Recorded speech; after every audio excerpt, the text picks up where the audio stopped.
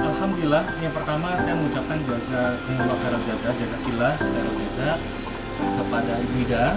Alhamdulillah untuk yang kesekian kalinya menyempatkan untuk bisa hadir di kegiatan parenting kita yang diadakan setiap bulannya. Hari ini tadi saya lihat hampir menembus, bahkan sudah lebih dari 400. Harapannya tentu lebih banyak dari ini dan masih jauh dari harapan. Partisipasi ini sangat penting sebagai upaya untuk mensinergikan program sekolah dan program rumah sehingganya dapat sejalan dengan apa yang seharusnya didapatkan oleh anak-anak kita. Jangan sampai anak-anak kita berbeda perlakuan antara di rumah dengan sekolahnya. Ketika di sekolah mereka mampu melakukan hal-hal yang baik, melakukan perkara-perkara yang baik, menjadi anak yang soleh, menjadi anak yang baik. Jangan sampai nanti di rumah karena tidak ada pantauan dari gurunya lagi, yang seolah-olah mereka hanya baik di depan guru, tidak berlaku bagi mereka di rumah. Karena sejatinya orang tua juga adalah guru, guru juga adalah orang tua. Orang tua dan guru merupakan satu kesatuan, bukan hanya sekedar persahabatan, tapi juga hubungan emosional yang sama-sama memiliki niat dan tujuan yang sama, yaitu bagaimana anak-anak kita berhasil. Memang sangat berbahaya sekali kerusakan kecanduan gadget ini, bisa dibilang sama dengan benturan kecelakaan, sama dengan kasusnya kerusakan akibat pornografi dan akibat narkoba. Kenapa saya bilang seperti itu? Karena sama-sama dapat merusak neofrontal cortex kita. Nah, neofrontal cortex ini adalah merupakan khalifah atau pemimpin cara kerja otak dan anggota tubuh kita yang lain.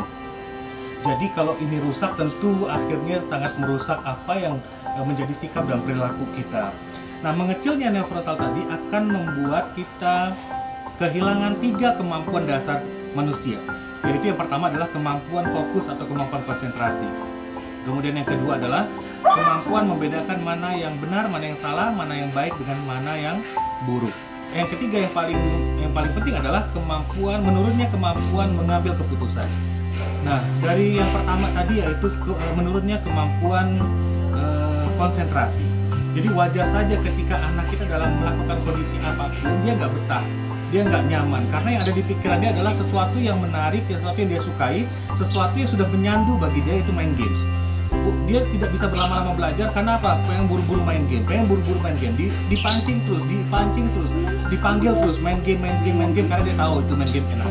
Kemampuan membedakan mana yang baik dan mana yang buruk, mana yang benar dan mana yang salah. Dan yang terakhir kemampuan dalam mengambil keputusan. Apalagi anak laki-laki, penting untuk mereka mampu melakukan 3 hal ini.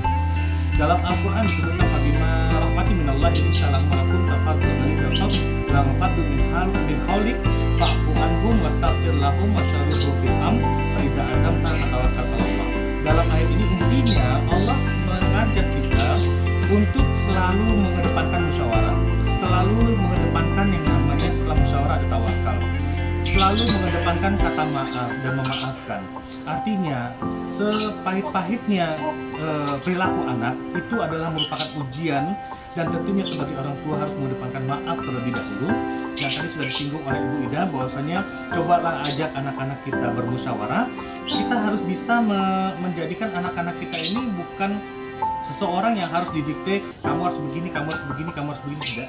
Tapi cobalah jadikan mereka sebagai layaknya orang dewasa yang kecil, ya, yang mereka juga butuh dihargai, butuh diapresiasi. Sehingganya dengan musyawarah ini diharapkan akan memiliki komitmen, akan memiliki tanggung jawab. Mereka merasa dihargai. Bahwasanya pentingkanlah musyawarah dalam keluarga. Baik itu tadi dengan nenek, kakek, ibu, ayah. Nah, boleh kira-kira ini dijadikan sebagai musyawarah keluarga yang kita semua harus sepakat untuk menjadikan apa yang menjadi aturan di rumah itu merupakan keputusan bersama, bukan keputusan yang otoriter, bukan keputusan yang diktator, yang hanya sekedar mengandalkan emosi atau keinginan individual semata, tapi kita sudah melibatkan anak dalam hal itu. Nah, ini yang memang menjadi kunci bagi kita.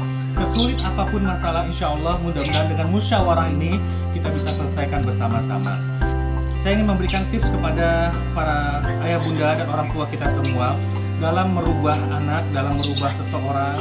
Ini adalah pesan dan nasihat dari orang tua saya juga dan pada guru-guru saya juga yang menasihati ini.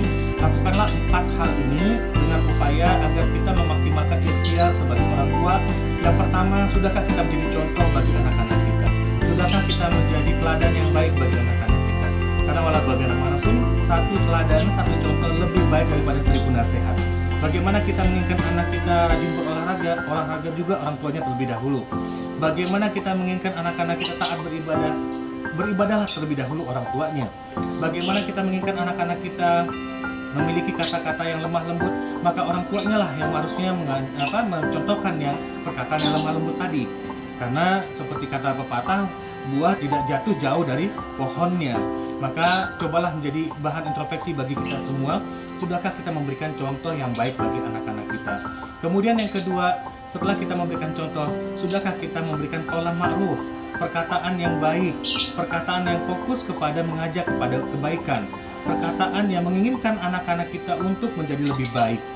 Kemudian yang ketiga, tips yang ketiga adalah bagaimana anak-anak kita butuh apresiasi, hadiah kalau dalam bahasa agama kita. Jangan hanya diberikan semacam panis, tapi rewardnya juga harus diberikan kepada anak-anak kita. Nah, saya rasa ini juga perlu kita berikan kepada anak-anak kita agar menarik bagi mereka, supaya tahapan demi tahapan tadi mereka akan terpancing untuk bagaimana bisa melakukan hal yang terbaik yang mereka miliki sesuai dengan arahan dan tentunya sudah menjadi keinginan mereka. Nah, yang terakhir, seperti yang Bu Ida bilang tadi, setelah kita berusaha, setelah kita berikhtiar semaksimal mungkin, bukan kita yang merubah anak-anak kita, bukan karena kita hebat, bukan karena kita profesor, dokter, S2 dan segala macam, bukan karena kita pejabat, bukan karena kita guru dan lain sebagainya, bukan karena kita sudah banyak mengikuti parenting, bukan. Tapi Allah lah yang merubahnya. Laisa 'alaika hudahum walakinnallaha yahdi man yasha ila siratal mustaqim. Maka jangan lupakan doa. Sesulit apapun jangan lupakan doa. Ketika sudah berikhtiar, ketika sudah lakukan ini, tidak ada yang bisa merubahnya kecuali Allah Subhanahu wa taala. Tidak ada yang bisa membolak-balik hati manusia kecuali Allah Subhanahu wa taala. Hanya doa anak yang soleh, ilmu yang bermanfaat, dan amal jariah yang akan terus mengalir pahalanya di saat kita sudah tidak di dunia lagi nanti. Dan demikian, mudah-mudahan parenting kali ini tentu membuahkan hasil yang lebih baik untuk kita sebagai orang tua yang smart, orang tua yang wise, yang bijak, orang tua yang cerdas.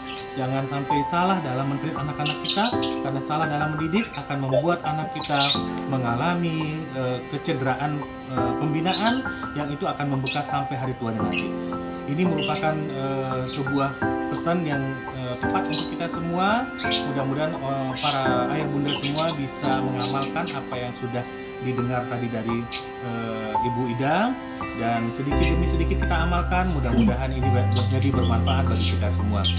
Kuncinya, sesibuk-sibuk apapun kita, ingat tugas utama kita adalah prioritas anak-anak kita. Mudah-mudahan kita semua sudah diingatkan, jangan sampai faktor-faktor buruk akibat daripada kecanduan gadget ini terjadi sama anak-anak kita.